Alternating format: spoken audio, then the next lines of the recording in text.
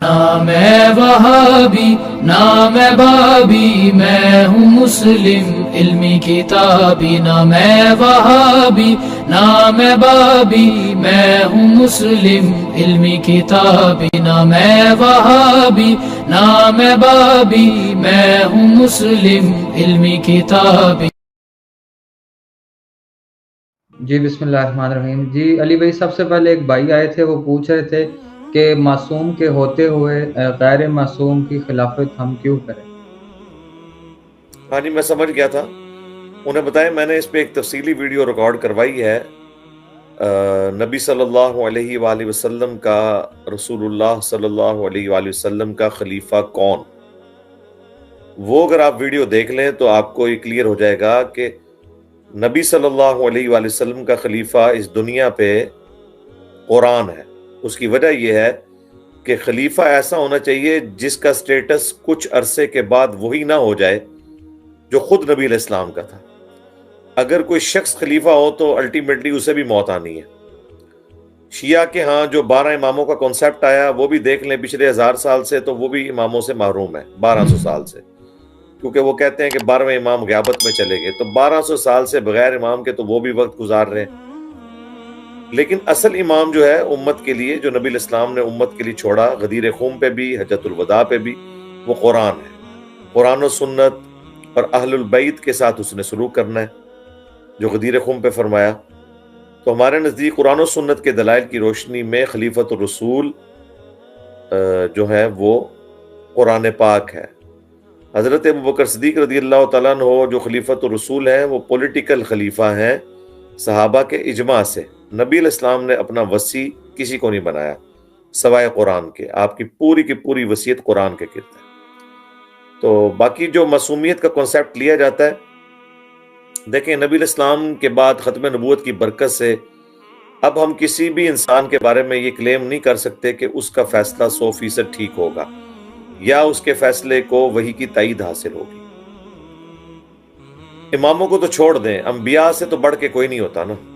کوئی شخص یہ کلیم کر سکتا ہے کہ کسی بھی امام کا درجہ نبی صلی اللہ علیہ وآلہ وسلم کے برابر ہے یا ان سے بڑھ کر ہے، نعوذ باللہ، یہ تو عقیدہ ہی کفر ہوگا۔ تو جن کے بارے میں لوگ کلیم کر رہے ہیں نا، چاہے اہل البیت کے بارے میں یا کسی اور کے بارے میں، تو ان سے ہمارا معصومانہ سوال ہے کہ جو آپ نے عقیدہ امامت یا عقیدہ معصومیت کلیم کیا ہے، پہلے تو اس کو قرآن پہ پیش کریں۔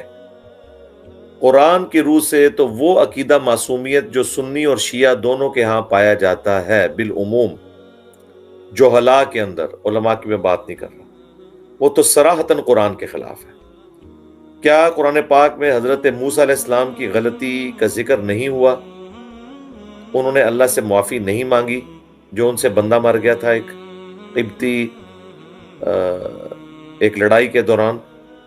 کیا حضرت نوح علیہ السلام نے جب کافر بیٹے کے لیے مغفرت کی دعا کی، اس پہ اللہ تعالیٰ کی طرف سے ان پر عذاب آیا اور انہوں نے معافی نہیں مانگی تھی؟ تو یہ قرآن پاک میں واقعات تو ہیں۔ حضرت آدم علیہ السلام کی غلطی کا تو ذکر 7 دفعہ ہوا۔ خود ہمارے نبی علیہ السلام کے بارے میں سورۃ الانفال کی آیت نمبر 67 آنورڈ پڑھ لیں، غزوہ بدر کے قیدی چھوڑنے کے اوپر اللہ تعالیٰ نے کتنے سخت الفاظ استعمال کیے، اور بعد میں آپ علیہ السلام کے اس اجتہادی معاملے کو جو ہے وہ انڈورس کر کے تو اس لغزش سے صرف نظر فرما دیا۔ سورہ التوبہ کے اندر منافقین کو جو آپ نے اجازت دے دی، اس میں تو الفاظ ہیں، اے نبی اللہ آپ کو معاف کرے، آپ نے کیوں جانے دیا منافقین کے بہانے، آپ نے سن کے ان کے ساتھ درگزر کی روش کیوں اختیار کی؟ اس کے اوپر میں نے تفصیلی ویڈیو 2 نشستوں میں ریکارڈ کروائی تھی، عصمت انبیاء کے عقیدے پہ شبہات کا تحقیقی جائزہ، مسئلہ نمبر 88A اور 88B۔ اس میں میں نے قرآن پاک کے حوالے سے کئی چیزیں بیان کی تھی۔ عقیدہ تو قرآن سے ثابت ہوگا، روایتیں تو بات کی چیز ہے۔ قرآن کی روح سے جو عقیدہ معصومیت عام لوگ سمجھتے ہیں کہ انبیاء سے خطا نہیں ہو سکتی، انبیاء سے لغزش نہیں ہو سکتی، تو یہ صراحتاً قرآن کے خلاف ہے۔ قرآن کی روح سے انبیاء کرام سے لغزش بھی ہو سکتی ہے، خطا بھی ہو سکتی ہے۔ ہاں، انبیاء گناہ نہیں کرتے، اسی عنوان سے میری ایک HD ریکارڈنگ میں بھی کچھ عرصہ پہلے ویڈیو ریکارڈ ہوئی ہے. انبیاء گناہ نہیں کرتے، لغزش اور خطا تو ہے، پھر اس کی ریمیڈی اللہ تعالیٰ فرما دیتا ہے. پیغمبر کے بعد چونکہ وحی کا سلسلہ ختم ہو چکا ہے، اگر نبی صلی اللہ علیہ وآلہ وسلم سے اپنی زندگی میں لغزش اور خطا والا معاملہ ہوا اور اس کی ریمیڈی اللہ نے فرما دی، وحی کے ذریعے فرما دیا کہ کون سی بات درست ہے کون سی غلط، آپ علیہ السلام کے بعد اب سلسلہ نبوت تو ختم ہو چکا. اب اگر آپ کسی شخصیت کے بارے میں یہ کلیم کریں گے کہ اس کا فیصلہ جو ہے معصومیت پر مبنی ہے، تو پھر ہم کہیں گے کہ وہ تو پھر رسول اللہ سے بھی بڑھ گیا. نبی علیہ السلام کے بارے میں کم از کم 4 جگہوں کے اوپر تو لغزش قرآن میں رپورٹ ہوئی ہے. اس کا کیا کریں گے؟ قرآن سے تو جان نہیں چھڑا سکتے. تو جب نبی علیہ السلام کے بارے میں یہ آ رہا ہے تو امام بزرگ بابے صحابہ اہل البیت علیہم السلام اجمعین، وہ تو شاہی کوئی نہیں ہے نبی کے مقابلے میں. تو پہلے تو وہ عقیدہ اپنا کلیئر کریں کہ آپ جو انبیاء کے بارے میں بھی عقیدہ رکھے ہوئے ہیں نا، یہ اس طرح نہیں ہے. قرآن پاک کا انکار لازم آئے گا اگر آپ نے انبیاء کے بارے میں ایسا عقیدہ کلیم کر دیا. اللہ سے ڈر جائیں اور میری وہ ویڈیو دیکھیں، آپ کو پتہ چلے یہ وکرہ جہاں ہے، علم کا جہاں ہے. سورہ توبہ پڑھ کے دیکھیں، انسان کانوں کو ہاتھ لگاتا ہے. تو اللہ اور اپنے پیغمبر کا جو درمیانی معاملہ ہے، ہم اس میں کوئی کلام نہیں کرتے، لیکن اس سے عقیدہ ایک کلیئر ہوتا ہے کہ انبیاء بھی بعض اوقات 2 آپشنز کے ہوتے ہوئے کسی ایک آپشن کو اڈاپٹ کرتے ہیں. اگر وہ آپشن اللہ کو پسند آ جائے تو اللہ اسے انڈورس کر دیتا ہے، اور اگر ناپسند ہو تو اس کے معاملے میں اس ڈیسیژن کو چینج کرتا ہے. سورہ توبہ میں آئے کہ آپ 70 دفعہ بھی مغفرت کی دعا کریں گے، منافقین کے لیے ہم قبول نہیں کریں گے. آندہ سے نہ آپ نے کسی منافق کی قبر پہ کھڑے ہونا ہے، نہ اس کے لیے کوئی دعا کرنی ہے. اب نبی علیہ السلام کے بعد کوئی شخص بھی ہو، حضرت ابو بکر ہوں، عمر ہوں، عثمان ہوں، علی ہوں، اہل البیت میں سے ہوں، اصحاب میں سے ہوں، کوئی یہ کلیم کرنے کا سوچ بھی نہیں سکتا کہ وہ معصوم ہے. یہ بالکل باطل عقیدہ اور نظریہ ہے. جب نبیوں کے بارے میں معصومیت اس طرح کی نہیں جو آپ نے سمجھی ہوئی ہے، تو باقی لوگ تو شاہی کوئی نہیں. آئیں قرآن سے بات کریں. شیعہ کی کتاب اصول الکافی کے مقدمے میں امام جعفر علیہ السلام کا قول ہے کہ ہماری بھی کوئی بات تمہیں قرآن کے خلاف ملے اسے چھوڑ دو، قرآن کو مانو. حجۃ الوداع پہ بھی قرآن ہے، غدیر خم پہ بھی قرآن ہے، اس کے بعد اہل بیت کا احترام ہے. قرآن سے اوپر کوئی چیز نہیں ہے. قرآن تو وہ چیز ہے کہ جس کے بارے میں اللہ تعالیٰ نے سورہ الشورى کے آخری رکوع میں فرمایا کہ ما کنت تدری ما الکتاب ولا الایمان. اے نبی، اس قرآن کے نزول سے پہلے، بالکل اینڈ پہ جا کے سورہ الشورى پڑھ لیں، کانوں سے دھواں نکلے گا. اس قرآن کے نزول سے پہلے ما کنت تدری ما الکتاب ولا الایمان، نہ تو آپ کتاب کو جانتے تھے. چلیں کتاب سے مراد شریعت لے لیں ہلکے الفاظ میں، یا قرآن لے لیں، وہ بھی ہے قرآن پاک میں آیا اے نبی آپ کو تو کوئی امید نہیں تھی کہ آپ کی طرف اللہ کی کتاب نازل ہوگی، یہ تو اللہ نے آپ کو چنا ہے.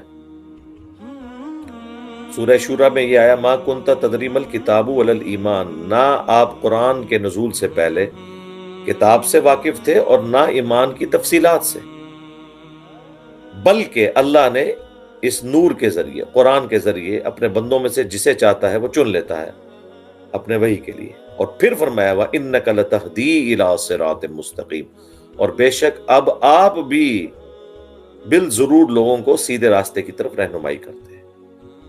اسی کا ذکر آیا سورہ الضحیٰ میں وَوَجَدَكَ ضَالًّا فَہَدَىٰ. اے نبی ہم نے آپ کو اپنی راہ میں خود رفتہ پایا، کامل ہدایت کے لیے آپ کو کوشش کرتا ہوا پایا. ڈیٹم لیول کی تو ہدایت ہر پیغمبر کو ہوتی ہے، پیغمبر کبھی شرک نہیں کرتا اپنی پیدائش سے لے کے مرتے دم تک، لیکن بہرحال وہ ہدایت کامل ہوتی ہے وحی کے ذریعے. فہدا، بس آپ کو ہدایت تک پہنچا دیا اعلیٰ ترین درجے تک. ڈیٹم تو لیول کی ہدایت تو تھی. جب تک آپ کو نبیوں کا سٹیٹس کلیئر نہیں ہوگا آپ آگے چل ہی نہیں سکتے. اسی لیے قرآن کا جو بالکل ادنا سا اسٹوڈنٹ ہے نا، وہ سمجھ لیتا ہے کہ یہ سب کا سب جو معصومیت کا عقیدہ کسی بھی غیر نبی کے لیے کلیم کیا ہوا ہے وہ تو ڈھکوسلا ہے ہی ہے. خود انبیاء کے حق میں جو انہوں نے عقیدہ مانا ہوا ہے نا، وہ بھی ڈھکوسلا ہے. حضرت آدم علیہ السلام کیا پیغمبر نہیں ہے؟ ان کی دعا نہیں ہے یہ ربنا ظلمنا انفسنا وان لم تغفر لنا وترحمنا لنکونن من الخاسرین؟ سورہ بقرہ کا آغاز اس سے ہو رہا ہے کہ آدم علیہ السلام نے جب لغزش کی تو انہوں نے اپنے رب سے کچھ کلمات سیکھ لیے اور اللہ کی طرف توبہ کی، اللہ نے ان کی توبہ قبول کی۔ تو بھائی اگر کوئی لغزش یا غلطی نہیں ہوئی تھی تو توبہ کون سی کی؟ اب لوگ سوچ رہے ہوں گے پھر انبیاء معصوم کیوں ہیں؟ انبیاء معصوم اس لیے ہیں کہ انبیاء سے اگر کوئی لغزش یا خطا والا واقعہ ہو تو وحی کے ذریعے اللہ تعالیٰ انہیں بتا دیتا ہے کہ اب آپ نے اس معاملے میں یوں نہیں کرنا، یوں کرنا تھا۔ تو آج کی ڈیٹ میں انبیاء کرام معصوم ہیں کیونکہ ان کی تعلیمات کنکلوڈ ہو کے ہم تک پہنچ چکی ہیں۔ یعنی جب نبی علیہ السلام کو بتا دیا کہ آپ نے منافقین کا جنازہ نہیں پڑھنا تو اب اینڈ رزلٹ یہ ہے کہ پھر آپ علیہ السلام نے جنازہ نہیں پڑھا۔ پہلے جو کچھ ہوا عبداللہ ابن ابی کا جنازہ پڑھا دیا، جو بخاری مسلم میں تفصیلات آئیں، تو وہ چیز اللہ تعالیٰ نے اس کو پسند نہیں فرمایا۔ تو یہ ایک سینسٹیو ٹاپک ہے، اس کے ساتھ لوگوں کا بڑا ایک جذباتی ایفیلیشن ہے، اور شروع میں لوگوں کو بڑا برا لگتا ہے جب یہ باتیں کریں، لیکن جب قرآن پڑھیں گے تو آپ کو بات سمجھ آ جائے گی۔ مجھے پہلی دفعہ ایک کرسچن نے یہ چیز ہائی لائٹ کی تھی کہ ہم تو انبیاء کو معصوم نہیں مانتے، ہمارا آپ سے بین اختلاف ہے، آپ تو انسانوں کو معصوم سمجھتے ہیں۔ میں بڑا حیران ہوا۔ پھر جب میں نے غور و تفکر کیا تو مجھے پتا چلا کہ چلیں ان کا معاملہ تو بہت ایگزیجریشن پہ ہے، وہ تو گناہ بھی تصور کرتے ہیں انبیاء کے بارے میں۔ ہمارے ہاں قرآن میں گناہ تو نہیں، لیکن لغزش اور خطا تو رپورٹ ہوئی ہیں، اس پہ معافی ہوئی ہے۔ پھر جو حدیث شفاعت ہے بخاری اور مسلم کی کہ قیامت والے دن ہر نبی اپنی غلطی کو یاد کرے گا۔ حضرت آدم کہیں گے آج مجھے اپنی غلطی یاد آ رہی ہے، نفسی نفسی، مجھے اپنی جان کی فکر ہے کہ میں نے وہ اللہ نے منع کیا تھا کھانے سے، وہ پھل میں نے کھا لیا۔ نوح علیہ السلام کہیں گے کہ آج مجھے اپنی غلطی یاد آ رہی ہے کہ میں نے اپنے کافر بیٹے کے لیے دعا کی تھی، اور وہ قرآن میں وہ بھی غلطی رپورٹ ہوئی، ان کی توبہ بھی رپورٹ ہوئی۔ اس کے باوجود انبیاء کا درجہ اتنا بلند ہے کہ وہ اس معاملے میں ڈرتے ہیں اللہ سے۔ اسی طریقے سے ابراہیم علیہ السلام، موسیٰ علیہ السلام، سب اپنی اپنی خطاؤں کا ذکر کریں گے، نفسی نفسی۔ حتیٰ کہ لوگ عیسیٰ ابن مریم کے پاس آئیں گے، وہ کہیں گے صرف ایک شخص ہے جس کی اللہ نے اگلی اور پچھلی خطائیں معاف کر دی، تو محمد رسول اللہ کے پاس جاؤ صلی اللہ علیہ وآلہ وسلم۔ وہی قرآن میں بھی ہے، انا فتحنا لک فتحا مبینا، اے نبی ہم نے آپ کو روشن فتح دی تاکہ ہم آپ کی اگلی اور پچھلی خطائیں، گناہ نہیں خطائیں، لغزشیں معاف فرما دیں۔ یہ پروٹوکول صرف نبی علیہ السلام کا ہے، اور بخاری مسلم میں ہے کہ صحابہ کرام حضور کو کہتے تھے کہ آپ کو تو اللہ نے اگلی پچھلی خطاؤں کی گارنٹی دے دی ہے، پھر بھی آپ اتنی عبادت کرتے ہیں۔ تو نبی علیہ السلام نے فرمایا کیا میں اللہ کا شکر گزار بندہ نہ بنوں؟ ان ساری چیزوں کے ہوتے ہوئے مجھے بتائیں رسول اللہ کے جانے کے بعد کون شخص نبی علیہ السلام کے منصب کے اوپر اس طرح فائز ہو سکتا تھا جس طرح کے بنی اسرائیل کے پیغمبروں کے جانے کے بعد کوئی اور پیغمبر اس سیٹ کو سنبھالتا تھا۔ ہم حضرت ابوبکر صدیق کو خلیفۃ الرسول مانتے ہیں، وصی رسول نہیں مانتے۔ خلیفۃ الرسول صحابہ کے اجماع کے ساتھ آپ کے پولیٹیکل خلیفہ، وصی رسول جو ہے وہ قرآن ہے، کیونکہ 2 سال کے بعد تو حضرت ابوبکر بھی فوت ہو گئے، ان کا سٹیٹس وہی ہو گیا جو نبی علیہ السلام کا تھا۔ اس کے بعد 13 سال کے بعد نبی علیہ السلام کی وفات کے حضرت عمر بھی شہید ہو گئے، ان کا سٹیٹس بھی وہی ہو گیا۔ 25 سال کے بعد حضرت عثمان بھی شہید ہو گئے، ان کا سٹیٹس بھی وہی ہو گیا۔ اور 30 سال کے بعد مولا علی بھی شہید ہو گئے، ان کا سٹیٹس بھی وہی ہو گیا کہ دنیا سے تو چلے گئے۔ اور آخری صحابی 110 ہجری میں فوت ہوئے ابو طفیل عامر بن واصلہ، جو شیعان علی میں سے تھے اور بخاری مسلم کے راوی ہیں، حضرت علی سے بھی حدیثیں روایت کی ہیں، اور جنگ جمل صفین میں مولا علی کے ساتھ رہے ہیں۔ آخری صحابی ہیں جو حضور کی وفات کے 100 سال کے بعد فوت ہوئے، ان کے بعد کوئی صحابی دنیا میں۔ آج آخری صحابی کو فوت ہوئے بھی آلموسٹ 1350 سال گزر چکے ہیں۔ تو پھر کوئی شخصیت ہمارے لیے کس طرح جانشین رسول ہو سکتی ہے؟ ہاں، قرآن آج بھی زندہ ہے، قیامت تک رہے گا۔ قرآن ہے وصی رسول، اس پہ میں گھنٹوں بول سکتا ہوں۔ میری 3 گھنٹے کی ایک ویڈیو ہے، وصی رسول کون ہے اور حدیث قرطاس، وہ کاغذ قلم والی حدیث، اس کا تحقیقی جائزہ وہ آپ دیکھ لیں، یہ تو ٹاپک نہ ختم ہونے والا ہے۔